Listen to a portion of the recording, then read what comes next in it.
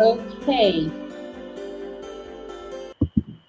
All right. You're welcome, everyone. Good evening, good morning, good afternoon, whatever time of the day or time zone that you are. It's good to be here again on another Q&A session, Coach Siri. And this time, today, we're going to be talking about her transformation journey. So, we have been publicizing this and asking for questions, for people to ask questions that have to do with her transformation journey, anything that you wanted to know. Now is the time to ask. So, that's why we are here today. She's going to be sharing unfiltered anything and everything that she has gone through or that has helped her transformation along the line from coming from a point of dysfunction to healing. Right, so I will just get right into it. First, I'll have Coach Siri just introduce herself for the benefit of people watching this and who have not um, heard you introduce yourself before. So just introduce yourself and tell us who you are, why we are here, why we are doing this, and then we'll delve straight into the questions. You're welcome, Coach Siri. If you're watching, please give a round of applause. You can show in the comment section that you're here. Let's interact. Feel free to drop your comments, drop your questions in the comments, or drop your questions using the Kobo link if you prefer to ask anonymously. Over to you, Coach Siri. Please introduce yourself for the benefits of those who are just hearing you for the first time. Hello, everyone. I'm Akwesiri Okolesha. I am a Wholesome family solution provider. So, I'm here to answer questions based on my transformational journey. Some people know me as Akwesiri. Some people know me as the pharmacist. So today I'm here to explain how things have evolved to bet the Wholesome family solution. Thank you so much. Okay, great. So we are going to delve straight into the question and answer. So, like I had mentioned before, if you still have your questions, please feel free to ask your questions so that she can answer them. So, we have a couple of questions that came in prior to now. We did our best to collate them from the Kobo platform. So, I'm just going to be putting them up on the screen so that we can together look at them, ask her the questions, and then she would answer. If you still have questions that have not been captured by the ones that people have asked already, please feel free to drop them still on the Kobo link, or you could just drop them in the comment section if you are freed up enough to answer. So I'm just going to put up the first question that we received. Um, yes.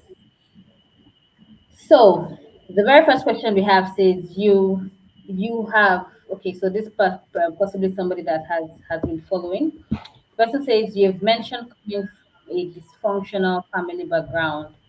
What was one childhood experience that made you vow my life or marriage will not be like this?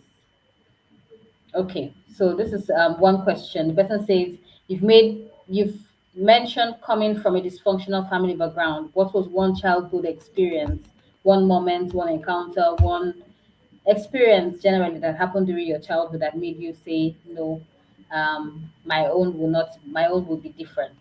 Over to you, Siri. All right. So, one childhood experience I had was like I've shared before that growing up, not having my parents stay together as a husband and wife, where I could call them mommy and daddy together was a bit of a was not too pleasant for me, and so I lived with a stepmother, and at a time, even my stepmother had issues with my dad, and they also parted. So it was that point I was just like, this will not just be my case. I'm not going to Yeah. repeat this pattern. I'm going to think differently. I'm going to act differently to make sure that my own homework. So for me, that childhood experience of not having parents together and live together, and now losing my stepmother due to separation was a lot for me. Yeah. Thank you. Thank you. Thank you so much. Thank you so much. Okay, so we will move on to the next question. The next question says, what role did forgiveness play in your transformation, and how did you truly achieve it? So, this person is asking how you truly got to the point of forgiveness and what role did it play during your transformation. Please remember, if you still have questions, let's interact in the comment section. Drop your questions, drop your thoughts. If you feel Coach Siri is making a point, please feel free to put the emojis in the comment section so that we know you are following. Thank you, Thrive Beyond Cerebral Palsy Academy. We see you. Thank you for joining in. Thank you to everyone else who has joined in. So over to you. What role did forgiveness play in your transformation? How did you truly achieve? Okay. So somehow, I won't really say forgiveness wasn't a thing I struggled with, even though as a child, I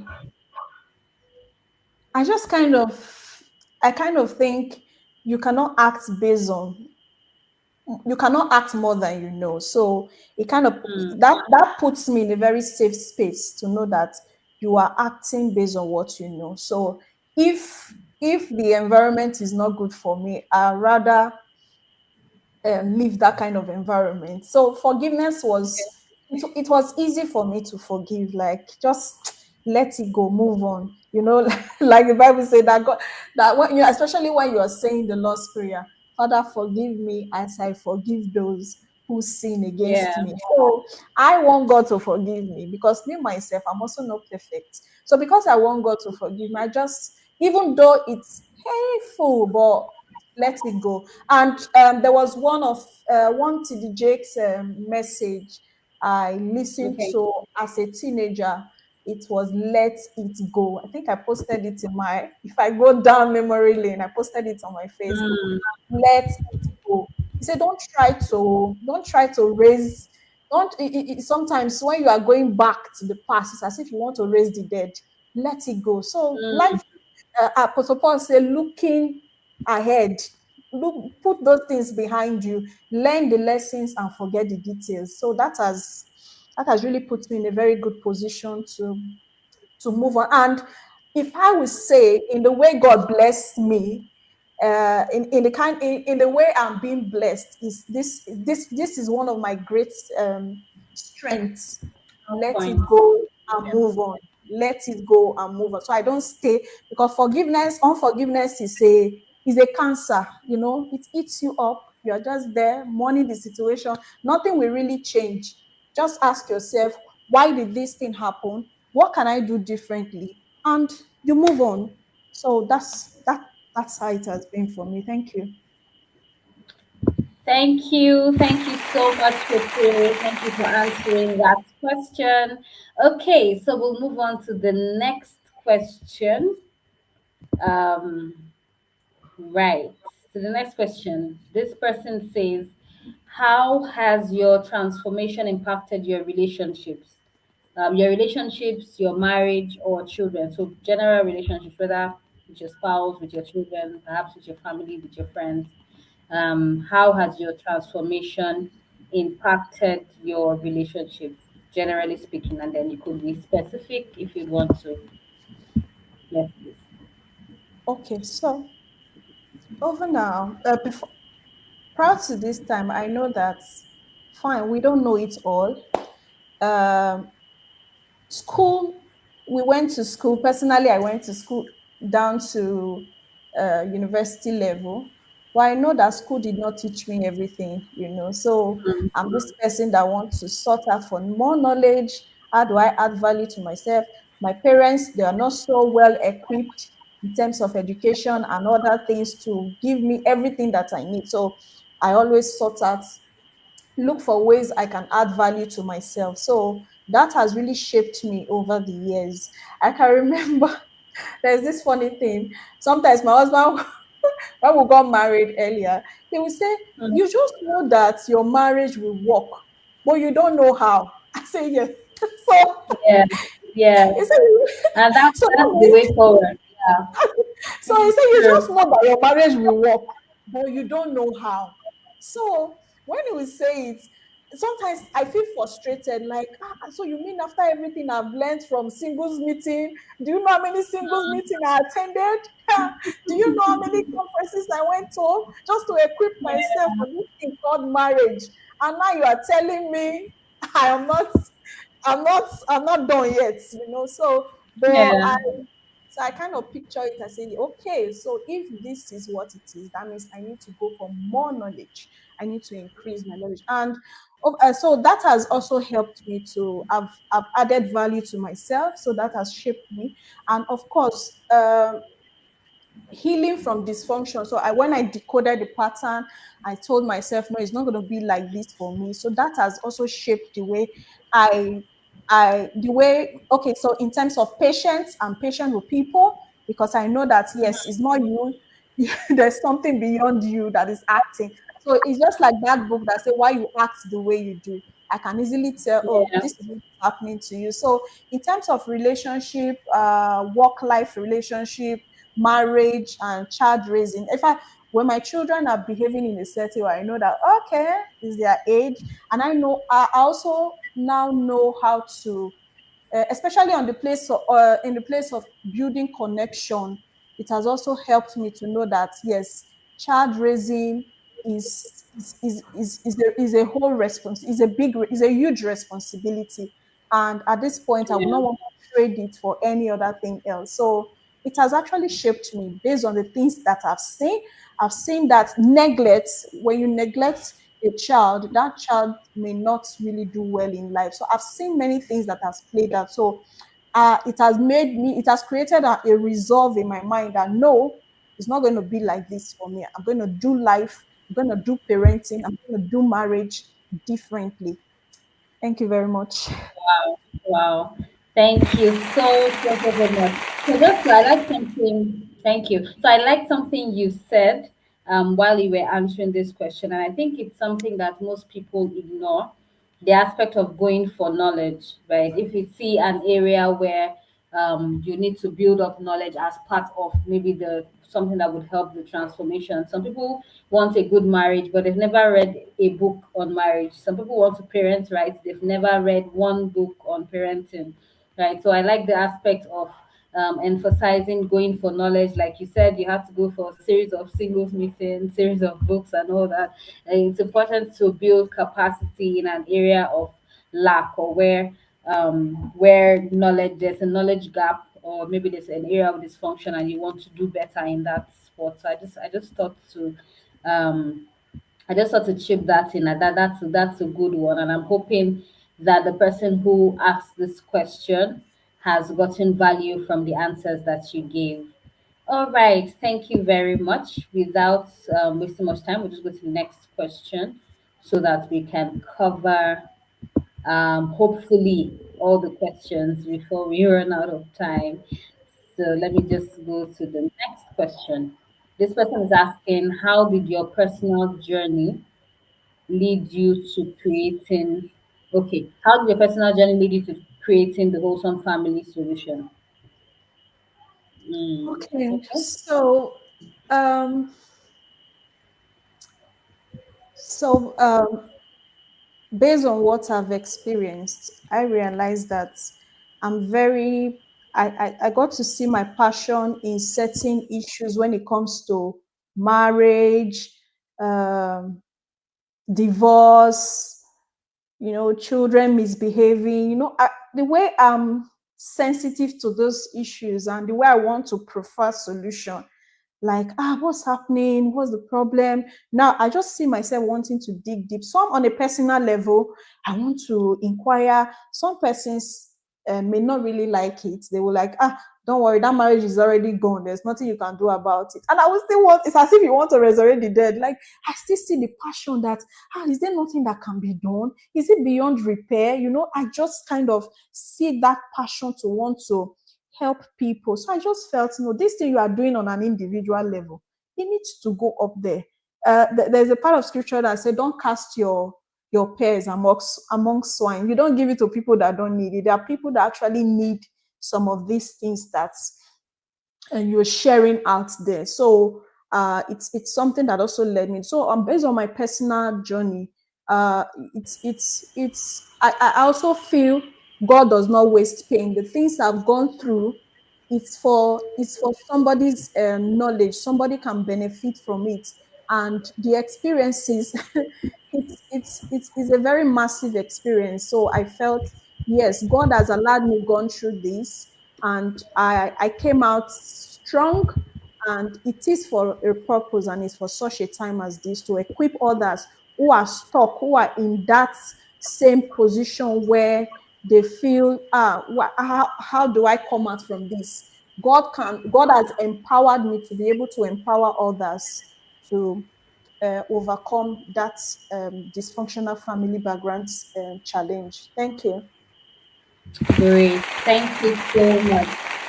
Thank you so much for answering that. So, um, for the person who asked, I hope you've gotten insights on the background to which Wholesome Family Solution was built. Okay, so we'll go to the next question. How did you start breaking negative generational circles in your own family or parenting? Okay, so I think you've sort of answered this question, but maybe you want to give a different perspective to it. So maybe what was the starting point? How did you begin um, to break the generational circles in your family? Okay, so first of all, what happened to me was that I was able to decode the pattern. I shared in one of my videos how that my father told me stories of what has happened to each person. So I kind of Mm, I now took a I now plotted the graph. I said, okay, so if it happened to this person and it led this person, this was where it led this person to, and this like this. So that exposure, that information made me understand that, oh, there is a pattern here, and I need to, if I'm not careful, I may repeat that same pattern. So mm, I really want to bless God for my father, because he actually opened my eyes to those information. So I and he will also give me a challenge. He say, now is your turn. your So turn. so I'm like, wow, that means my father is also depending on me to break the pattern, to break, to be the one to change the narrative. If Mm, consistently it has been like this, especially when in an aspect of education, the children are not getting to the highest level of their education, and my father, that is his pain. Every father's pain is especially when they do not go to school, they were like, I want my children to go to school. That is their heart cry. So my father, I could yeah. see the pain in him, like, I'm telling you this story, now is your turn to make sure you go to your school, don't be distracted, and finish your school, that kind of thing, complete your education. So that motivated me, and there were many series of patterns that I also saw, and I'm like, that if I'm not careful, I'm going to take from this. So I was very, very intentional. I could remember on one Mm, crossover night service into a new year. For some that's reason, good. I don't know how the house was just calm. As a teenager, the house was just calm. I was just the only one. And that night, I I prayed, that kind of prayer that Mm, from the depth of your soul. I started listing out all the patterns. I said, God is not going to be like this with me. God, I'm mm, inviting you into my journey. Lord, you will mm, help. I will complete my education, I will get married properly, I will not marry outside out of wedlock. I started listing idolatry is not my reality. I will serve Jesus. Jesus will be my Lord. I started it's for me that was a heartfelt declaration, and I can look back and say yes, God answered me. God answered every bit of those prayers that I prayed. Yeah. And so it's so that's awareness. Yes. So you first of all you need to be aware that something is wrong here. I don't think everything Something is is right. wrong. Yeah, so because like I said, dysfunction we call when we say dysfunctional family, everybody, no, I'm not from a dysfunctional family. Or no, no, I'm not arguing with you. But if you are denying it, you can't hear what you deny, what you are denying. Yeah. So ability to say, I think things are not right here. I don't think this is the normal thing. It ought not to be like this. Like Jesus will say, from the beginning, it was not so. It was Jesus not was able to, so. yeah, so Jesus was able to identify that this was not how God made marriage from the beginning. This was not how God designed it from the beginning. So ability to decode Hmm. the pattern and become aware to now make a resolve. And you have to take steps. So, like I said, that at that point where I have to decide that at that point where I have to say that I needed to say yes, this is the pattern. There was also a sacrifice on my own part because it won't fall on you. It's not a game of luck. So this is not a game of luck. It's a game of opportunity meets preparation with a touch of grace. So it's you have to put in the work. So you say you want to go to you want to finish up. What you have to deny yourself of some things that people just get as pleasure. The people just want to what's the word now? They want to when you now see people that are not towing that line, that line that they may drop out from school, you don't want to engage with, you don't want to have encounter with such people. So there were also efforts that I made that, now that I've decoded the pattern, as much as God is helping me, I am also going to be intentional to make sure that those areas for me for me if I will say, then if I see any guy coming, I will just like, hey, look at the destiny killers, these ones that don't want to make me finish my education. So as whatever way it is, whatever measure you need to take to attain, to break that pattern, please do it. Yes, that's the message. Drastic Thank you very measures. much. Yeah. Yeah. Thank you very much for sharing. I like the part of when you talked about intentionality because it's very important. I had a story once of two brothers. So uh, one of the brothers had. I'm trying to remember how the story goes. So one of the brothers, I think he beats the wife, right? He's married, he beats the wife. And then the second brother, he treats his wife like gold, like everything. And they asked the one who beats the wife, why do you do this? How did this come about? And he said, I watched my father, right? And then they asked the brother, why do you treat your wife well? And he said, I watched my father. So same father, but they are having same experiences. And the story goes that the father was actually a woman beater, somebody that beats the wife. But I mean, he didn't have respect for their mother, so beats the woman and everything. And when they asked the first one who actually beats, her, I saw my father doing it, so I learned from him, right? So I learned that this is the way to go.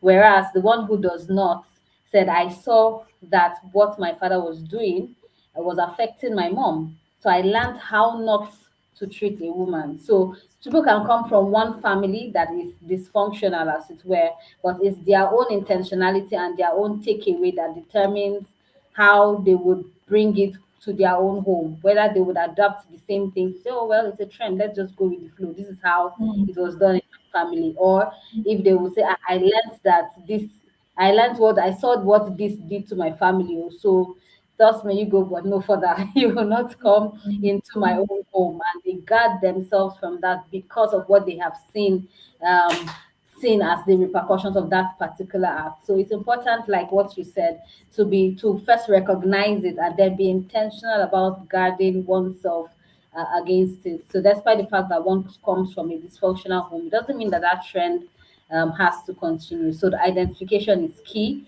and then being intentional about it. Thank you so much for answering that. Very, very insightful. So we'll just go to the next question.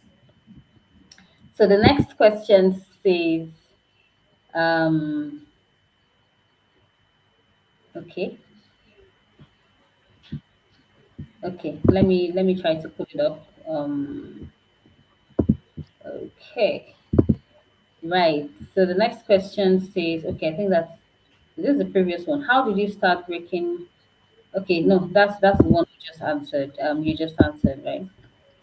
So the next one says, great. What daily habits or spiritual practices helped you the most in your healing journey?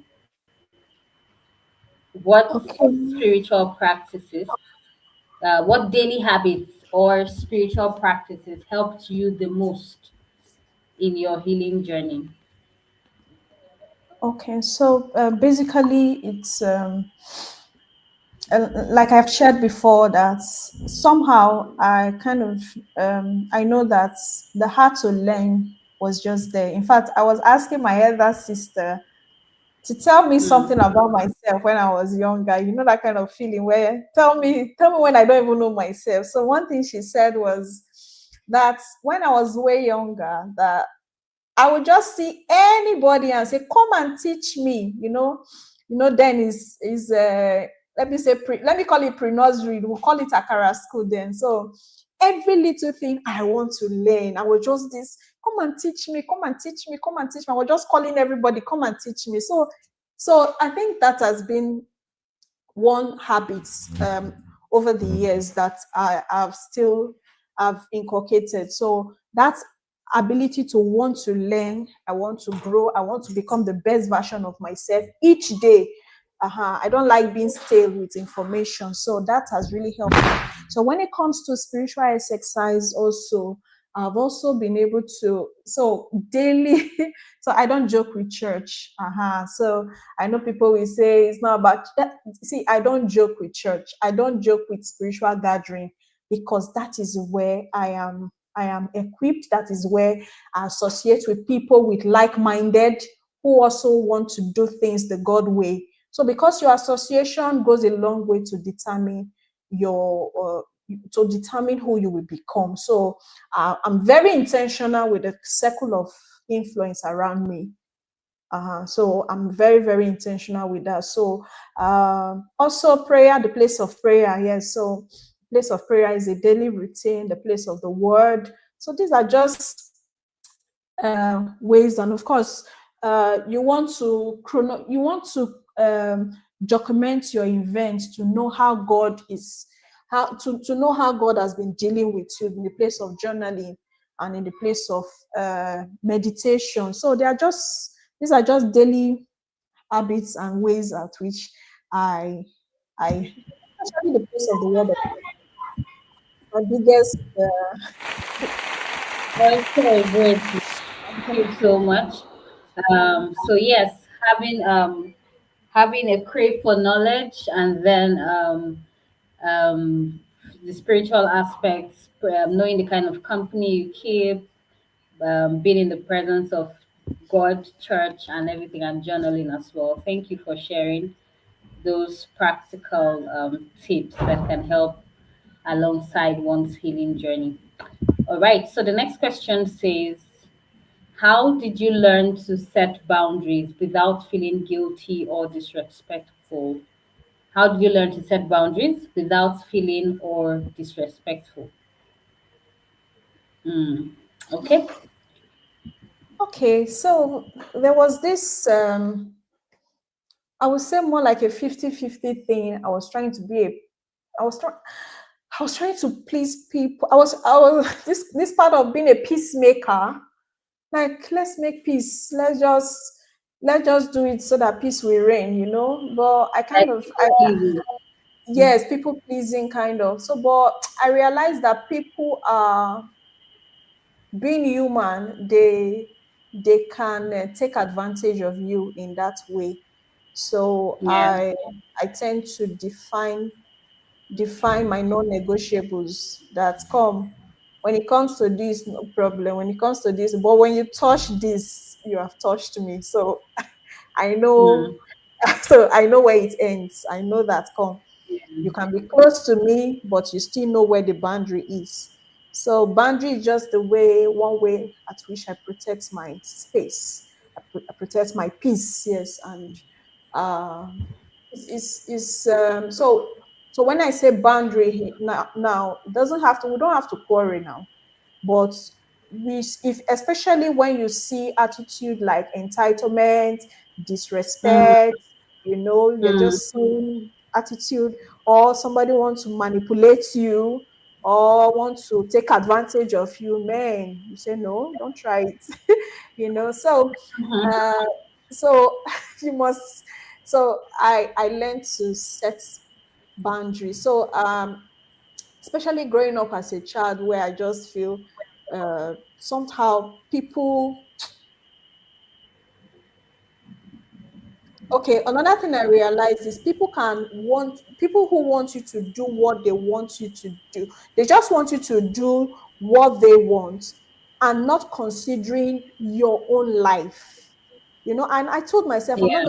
I'm not going to live anybody's life. I want to grow old Yeah. feeling fulfilled that yes, I live the life that God has called me to live. So Wanted you so anything that encroach into that space, so I'm able to define the things that I can take and those that I can't take. So when you get to that line, I put it out, and whatever it takes for me to protect my space at that time, I go all out there as recommended in the scripture.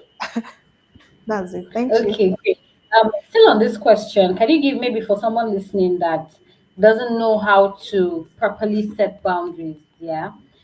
So you've talked about how you've learned how to set boundaries and so for somebody that does not know, can we give like a practical example, maybe something that has happened to you in person, or perhaps a hypothetical example, just something that depicts this is where to draw the line, how to set boundaries. So can you give an example of probably something that's happened to you in person, or maybe a hypothetical example about when it comes to certain boundaries, especially um, speaking to in the line of healing while someone is still on their journey of healing, coming from a background of dysfunction, how can they possibly set boundaries? So perhaps a practical example that could help someone listening. Okay, so somebody posted on the platform, and the post was about a mother who experienced the Mm, rape of her child, and she does yeah, not so she does not know what to do. I love the man, I need to stay in the marriage, but this is my daughter. You need to set a boundary. And in the case of abuse, I've come to see that if you keep quiet, the abuser, you are enabling the abuser. yeah, enabling, yeah, You're enabling the abuser. So the person that is abusing, you need to speak up. So when I say speak up now, that's the place of counsel. That's the place of seeking counsel. Talk. You need to talk. You don't say, I don't know how to talk, or I just don't know how to talk. I don't know. I just keep things to myself. You can't get solution that way. So you need to mm, then the appropriate advice will be given to you. So for that mother now who feel, how do I tell the world that my husband is sleeping with my child, or in mm, this we don't discuss family secrets, because that's another form of mm, dysfunctionality I've seen. We don't discuss family secrets outside. Though nobody should hear it. You're not. There's mm, no boundary. You are enabling that man to do whatever the man wants to do. So, and yeah, until you speak up, when the person knows that, yes, you've told one person, you've told two, three, four persons, person will adjust, because knowing that if anything happened to this person, I will be asked. So yeah. so the place of speaking up is also very, very important in putting boundaries to things. So That's a bit of an example I have to share. Thank you. Okay, okay, great. Thank you so much. So we'll go to the next question. Um, Hopefully, we can take a couple more before we are already out of time. But let's try to take a couple more. So the next question says, for someone still living in a toxic home, what's the first step they can take to start healing, even if their environment hasn't changed? For someone living in a toxic home, what's the first step they can take to start healing, even if their environment hasn't changed? So I Perhaps think yeah, perhaps as you answer, I think with the last question, you've sort of answered. yes, Um, yes, yes, yes. yes. So So maybe you I should think just that. yeah. So I think my last illustration answered that in a way, and this is where Yeah. I included teenagers into my package because I feel, what about that child who find him Mm, or herself in a dysfunctional home? uh, you see all these things happening to you, and there's nobody. How do you, now you need to still live with your parents, but you are being yeah. exposed to these things? So who becomes the, how does this child heal? So like I said, that is the place of speaking up. Most times when you do a Mm, poll, you're asking questions, people don't want to say, people are shy. Let me now say, so that they will not know that I'm the one, so that they will not know I'm going through this. Uh-huh. They said problem shared is a problem half solved, even if not fully solved. So we need to learn yeah. the habit of speaking up. So firstly, you need to be aware that yes, something is wrong here. This environment is not the right environment. It ought not to be so. So that awareness is very, very important. Then you seek Mm, for help, you seek for counsel. The case may require, we may require taking the child out of that environment. Depends on the yeah. scenario. So for instance, a child that is being raped by the father, you can't keep that child there and say, children, obey your parents in the Lord. No, now. So Yeah. that so that Uh, child needs to leave. So, but you need that child needs a higher authority or an advocate to take up the issue. So that is where we are extending hands to the teenagers, to those in secondary school, to say, come, you don't have to go through this alone. We are here for you. So if you're living in a toxic home, okay, like I said, I've stated it, I've answered the questions. Be aware of the situation and speak up. Those are my two recommendations. Thank you. Okay, great. Thank you. Thank you so much. So, if you're listening to this and perhaps you're the one who asked this question, and this is your situation, please reach out to Coach Siri.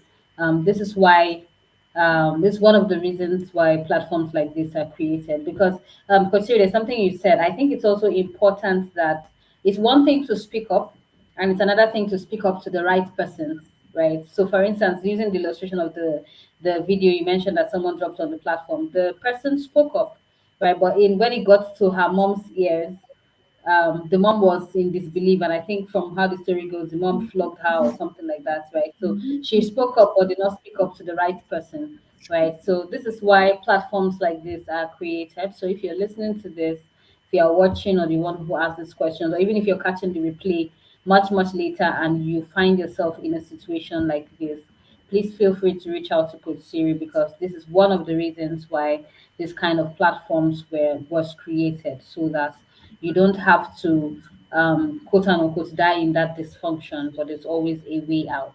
Thank you so much, Coach Siri. If you're watching this, let's just drop a comment, drop an emoji, drop a hand clap. Let's appreciate Coach Siri. We'll take one more question and then we will call it a day. I think so far it has been an insightful session that we have heard, but we'd like to take the last question. Um, if you've dropped questions and we have not answered them yet, apologies, we'll have to wrap up because of our time. But if you're not a member of the Wholesome Family Solution community yet, please do well to join in. Some of your questions that have not been answered here can be answered on the group, on the community on the community platform. Excuse me. All right. So the last question says, what would you say to someone who feels their family background? Okay. So, what would you say to someone who feels their family background has permanently damaged them? Is there something like being permanently damaged? So maybe you'd answer this. Over to you. Hmm. The Bible says, So, yeah, basically the Bible. a situation where there's no remedy. Yeah. Mhm. So perhaps. So the Bible said that a living dog is better than a dead lion. So the fact that you went through that dysfunction and your life did not go, like you didn't lose your life, you are still alive to tell the story. Something can still be done. And this is where we are here at Awesome Family Solution to empower people to rise from their dysfunction and to become the healthy branch in their family tree. Something Hmm. can be done. I normally say one of my popular slogan is your background is not enough reason why your back should be on the ground. Hmm. So there's nothing like being permanently damaged. Something can still be done. So, for instance, the woman called Rahab in the Bible, who was a prostitute, who thought anything good can come out from such a woman. Yet, you cannot trace the lineage of Jesus without calling Rahab. Hmm. There was a shift. The woman at the well who had married five husbands, that was dysfunctionality. She has met with Yeah. five husbands. Even the sixth man she is with at home is not even her Wasn't her husband. husband. But Jesus saw something in her and said, no, something can still be done if you give me this life. Hand it over to Yeah. me. And that woman, you cannot talk about the resurrection of Jesus, the resurrection experience of Jesus when Jesus rose. That woman Without was there. mentioning her. That Yeah. woman, you could see how many disciples that woman went all out to bring. And people say, now we believe, not because of what you say, but because we have seen for ourselves. So God can still turn that story around. I don't want you to give up. The person that really blessed my life when it comes to this uh, awesome family solution, and so okay, when it comes to converting it into a ministry, I listened to Eno Jerry. I read her book. Okay, I first listened when she was talking about how that she took some baggages from her parents into her marriage. So that I was now inquisitive. I said, okay, this could just be something that I need to look at for. So I now went and I Hmm. saw that she wrote a book about it. I almost ruined my marriage. So Hmm. when I read the book, I'm like, wow, so your dysfunctional background can actually affect your home. So, but she did not Yeah. stay there. She did not say, that was how my parents handed it over to me now. What will I do? She began to seek for wisdom. She began to crave for wisdom. So that's just it. So you have understood, you now know that something is wrong. You go for you so there's a healing you need to go through. There's a place of being in a healthy, awesome community where you need to hear the right words that will transform you. So effort needs to be made, but know that that case is not beyond repair in in the hands of God if it's being handed over to God and you've been with the right people. Something good, just like the question, he said, can anything good come out from Nazareth? What did he say? Come and see. Yeah. See how God will turn this situation that look permanently damaged. Around. What did God told Elizabeth? He said that woman whom they call barren. So that means in the sight of men, nothing can be done. She's barren. But he said that same woman is pregnant with she's 6 months pregnant. So your case is not beyond repair in the hands of God. And that is why Wholesome Family Solution is a faith-based community. We are holding your hands, trusting God with you that there is nothing God cannot do. That seemingly ugly situation can become your testimony. It's just like me when I was going through that phase of dysfunctionality. People, no, nobody thought anything good could come out from it, but here I am today, enabling others. So there's nothing like permanently damaged with God. Thank you very much. Wow, thank you so much. Great. So that's all the questions we can take for today. It's been an insightful session. Thank you so much for sharing. But before we close the curtains, maybe any last words, anything you'd want to tell the audience tonight, anything that you want to answer that nobody has asked that you thought somebody will ask. So any last words before we close the curtains? But I think so far it's been an insightful question. It's been an insightful session. So maybe any last words or closing remarks before we wrap up. So I want to say thank you to my audience for staying true to this live section. I also want to appreciate my able team, the person of peace, Kemini Etukudo. I appreciate you. Thank you so much. I want to thank everyone for the encouragement and for staying true to our channels, for the like, the subscription, for subscribing, for sharing, and for joining the community. And I'm really very happy with the testimonies that are coming in. And I particularly, when I read someone say, "You spoke to me as if you have met me before." So that's it can only be God. So I want you to know that yes, Awesome Family Solution is the right community to be, and transformation is taking place. Join in, click the link to join into the WhatsApp community. And I want you to know that God can still turn things around, and that is why I am here for you. I can see you, I can hear you, I understand the pain, I know your struggles, and I know what you are going through. So with God, it is not beyond repair. Yes, so thank you so much for staying true to this time. I really, really, really appreciate you. Thank you so much. So we'll do this again sometime next week, and you get the update. Thank you so much, and have a wonderful night rest. Good night from my end. Bye, everyone. Love you.